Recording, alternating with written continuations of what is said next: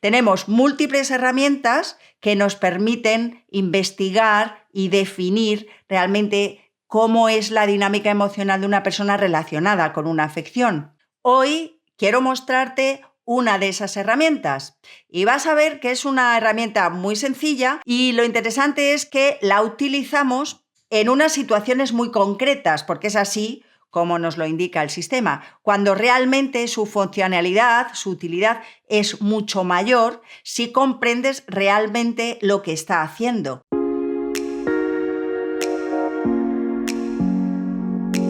Las emociones siempre están implicadas en todos los procesos, aunque no siempre de la misma forma.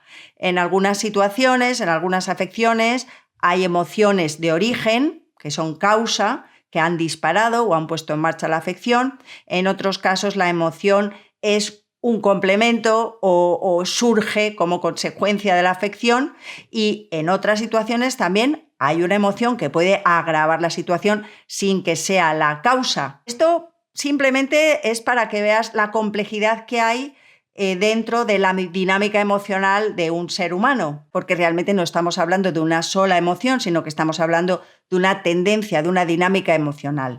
Tenemos múltiples herramientas en el sistema que nos permiten dilucidar qué emociones realmente están reflejando el núcleo de una situación, cuando el origen es emocional, que otras a lo mejor están marcando en el tiempo, se están posicionando en el tiempo haciendo que se alargue esa afección, otras pueden reflejarse con más fuerza hoy, están más conectadas con el momento actual, y otras pueden indicar que agravan la situación. Vamos a ir a ver la herramienta. Vamos a entrar en ella a partir de la pantalla de espina dorsal y desde aquí la vas a ver, está en la pantalla de alergias, de alérgenos hiperreactivos. También podríamos entrar en vacío desde programas. Me refiero a esta, link emocional. Esta herramienta nos indica la conexión emocional que tiene, en este caso, la utilidad que nos han explicado es un alérgeno.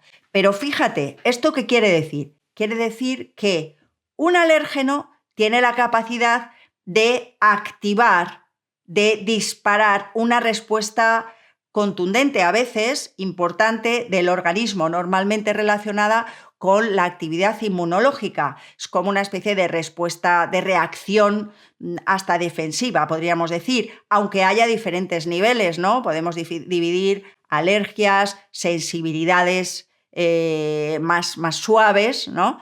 Incluso si nos metemos en alimentos podríamos hablar de intolerancias, pero realmente desde el punto de vista del campo nos están indicando que todas esas sustancias, en este caso posibles alérgenos, según la pantalla, tienen la capacidad de disparar una respuesta normalmente inmunológica, aunque sean diferentes niveles. Es decir, una capacidad de agravar, de intensificar una reacción del organismo. Utilizar esta herramienta solamente limitada a estas situaciones es perderse lo que realmente nos puede ofrecer. Nosotros utilizamos esta herramienta de otra manera. Llegamos a ver el fondo, ¿no? Cuáles son sus capacidades, y eso nos permite utilizarla de una forma más amplia.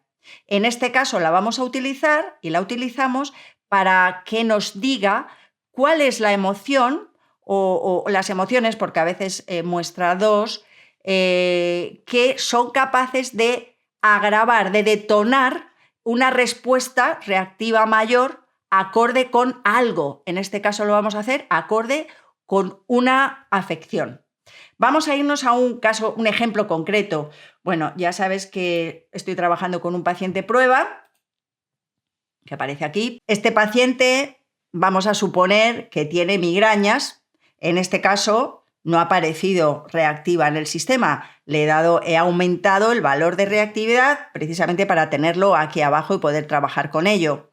No necesitamos que aparezca en la matriz como muy reactivo para poder trabajar con la afección, eso ya lo sabes.